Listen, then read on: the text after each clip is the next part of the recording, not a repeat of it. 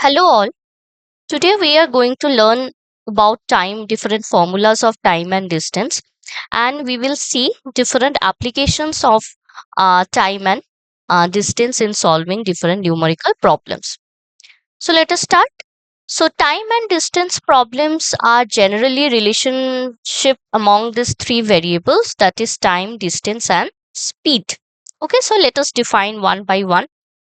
What is time? Time is the total duration that an object or a person needs to cover a certain distance, how much time is required, or it sometimes measures the interval between two events. Okay, distance is the total length, or the total length of the path that should be covered by the object or by the person. Okay, so it means that how long the person has moved, that is distance. It is generally measured in kilometers and meters, and speed is the rate at which the distance is being covered. Okay, so what is the rate? Suppose it is measured in per second or per hour. That means how much a particular object is moving per hour, how much a bus is traveling per hour. So that is the speed. So it is nothing but it is the rate. So in formulas, how we can apply these three? Let us see. So speed is the formula for speed is the distance by time. That will give you the rate. So at a particular time period, how much you have covered the distance, so that rate will be measured by speed. So if we just change the side, so then distance will be speed into time, just we are changing the side. So if speed is equal to distance by time, then distance will be speed into time, and again time will be distance by speed. So if you divide total distance by speed, which is the rate, you will get the time required to cover that particular distance. Okay, so the all this sometimes solving numericals you require at least two informations about variables, information about at least two variables, okay, to find out the third one. Okay, so we will see that how we can what are the kind of numericals we can expect in the exam.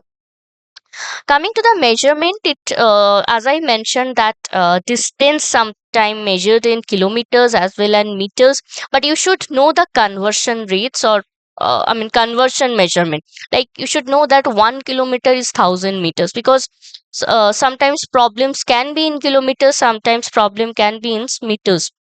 uh, just like 1 hour equal to 60 minutes, and 60 minutes is nothing but 3600 seconds.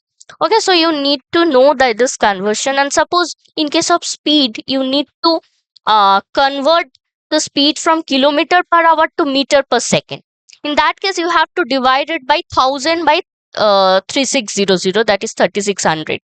Okay, so in that case, you have to multiply your answer by 5 by 18, because 1000 by 3600, if you simplify it, you will get this 5 by 18, right? So and same, if you want to convert some speed from meter per second to kilometer per hour, you have to multiply it by 18 by 5, because then you have to multiply it by meter, that is second per meter, 3600 by 1000. So if you just simplify it, it will be 18 by 5. Okay, that is about in unit conversion or unit measurements. Now coming to different formulas, first we will focus on relative speed. Okay, so what is relative speed? In case of, since it is the term relative, so relative means obviously there will be two objects or two person. Okay, so when two objects or two person are moving at a different speed, then their relative speed, if they are moving in the same direction, suppose two trains are moving in the same direction, then their relative speed will be S1 minus S2. S1 is the first object and S2 is the S1 is the speed of the first object and S2 is the speed of the second object. So we have to subtract from higher speed. We have to subtract the lower speed from the higher speed. So S1 is having the higher speed and S2 is having the lower speed. So we have to take the mod value. So when something is moving in the same direction, coming to the situation when two objects are moving into opposite directions, we have to add the two speed. That is, it should be speed of first object, which is s1, plus the speed of second object, which is s2. So in that case, you have to add two speeds, speed of these two objects, if in case they are moving in the opposite direction. But in case they are moving in the same direction, you have to subtract from the first to the second.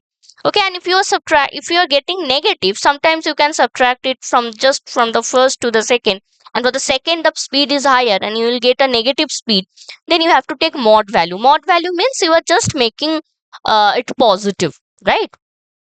You are considering the absolute value of the speed, just ignoring the negative part.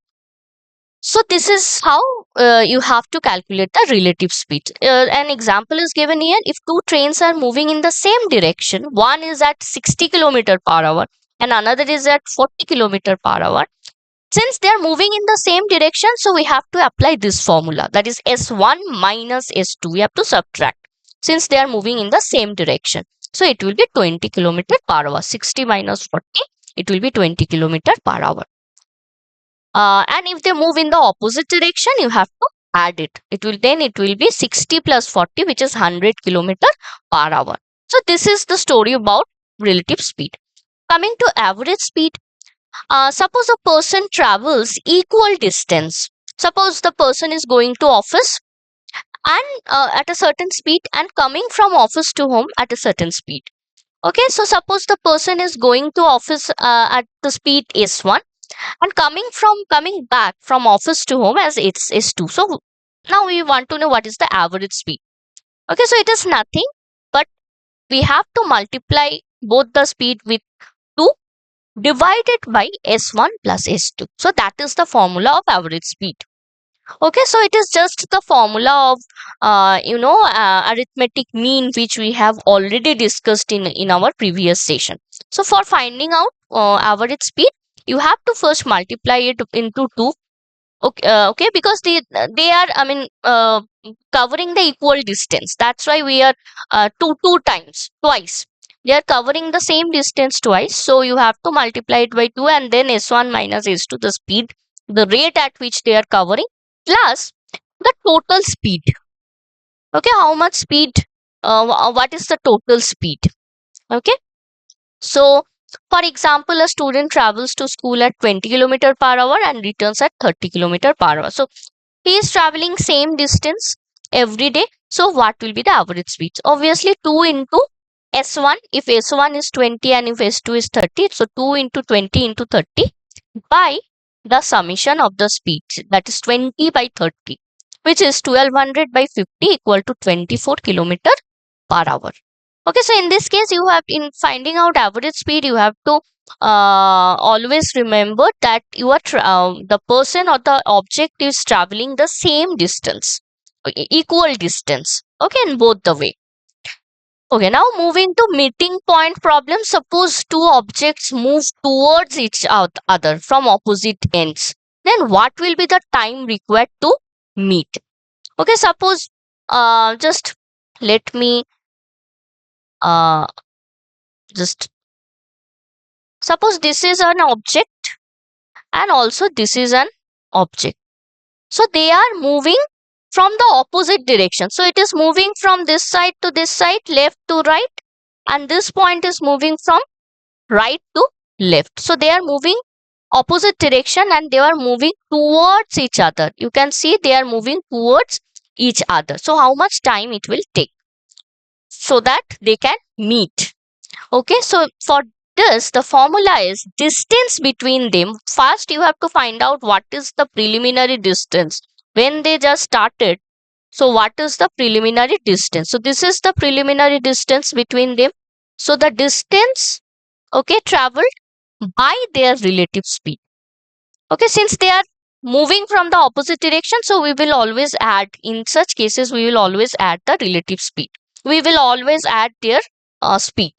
Okay, so coming to an example, two people start 100 kilometer apart. So total distance we got as 100 kilometer is given as 100 kilometer, and walks towards each other at 4 kilometer per hour and 6 kilometer. So suppose this individual is moving at 4 kilometer per hour and this individual is moving at 6 kilometer per hour.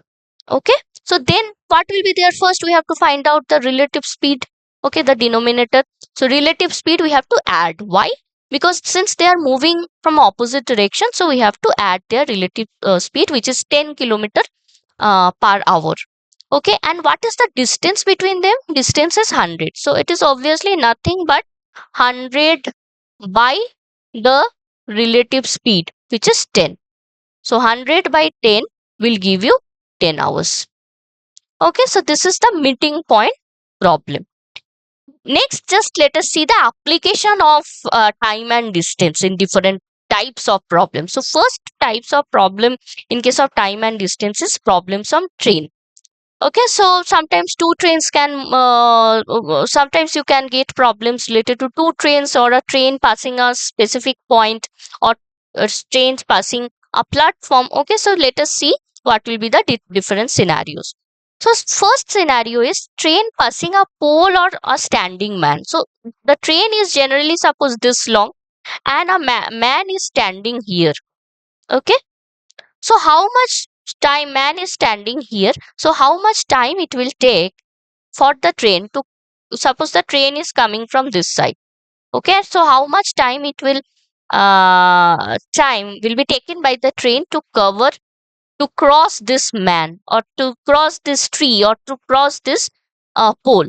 Okay, since here relative, so the train is this long, and since relative to this train, the pole, the length of the pole is negligible. The length of the man is negligible. Okay, so that's why in this case of problem here, we have to first consider that the distance traveled in this kind of problem where the train is passing one man or the train is passing one pole, it will be just length of the train. So we have to find out how much time the train will take to cross its own length, because when the train is covering just a man, it is assumed the train is actually covering its own length. Okay, because the length of this person or this tree or this pole is very negligible considered to this, the length of the train. So whenever a train passing a pole or a man or a tree, we consider it that the train is covering its own distance, that is the length of the train, and the formula will be time equal to length of the train, which is distance here, by speed. So if speed is given and if length of the train is given, you can easily find out how much time it takes for the train to cover the man or the pole, because here the train will be traveling its own distance only, we are assuming. Okay, coming to next scenario, where a train cross a platform, and in this case we assume that the train is crossing a platform which is its so suppose this is the platform and this is the train. So when the train is crossing the platform, it is the length of the platform is now not negligible, so we will assume that the train will cover both this platform plus its own length. That will be time is the distance traveled will be length of the train plus the platform given the speed. So here the train length of the train will be here the time taken will be length of the train plus platform divided by speed. Okay, next, when two trains crossing each other, the same, in this case both trains are moving. So if we assume that they are moving in the same same side, or from the same side or from the opposite side, whatever it is, we will take sum of the length of both the train. Okay, in this case we will take the distance travel will be sum of length of the both the train divided by their, here we will consider the relative speed. Okay, so here we will consider the relative speed. Okay, Now coming to an example, a train of 180 meter takes 20 seconds to cross a platform of 120 meters long. Find the speed of the train in kilometer per hour.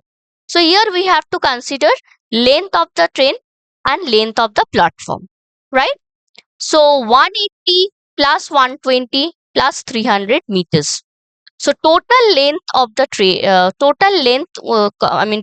distance covered will be length of the first train and length of the platform. So here the train is covering a platform. So length of the train plus length of the platform, which will be 300 meters. Okay, so here the formula will be distance by time. So 300 plus time by the time, that is distance by time, is equal to 15 meter per second. And if you have to convert it, since we have to convert it in kilometer per hour, it will be 15 into 18 plus 5. I have already shown that when you have to convert from meter per second to kilometer per hour, it will be 15 into 18 by 5, which is 54 kilometer per hour. Okay, so this is the example of train problem. Coming to boat and stream. So here also we will consider that a boat is traveling a certain distance in either still water or there is speed of the stream. So suppose the boat is covering a distance in still water, which is B, and speed of the stream is A.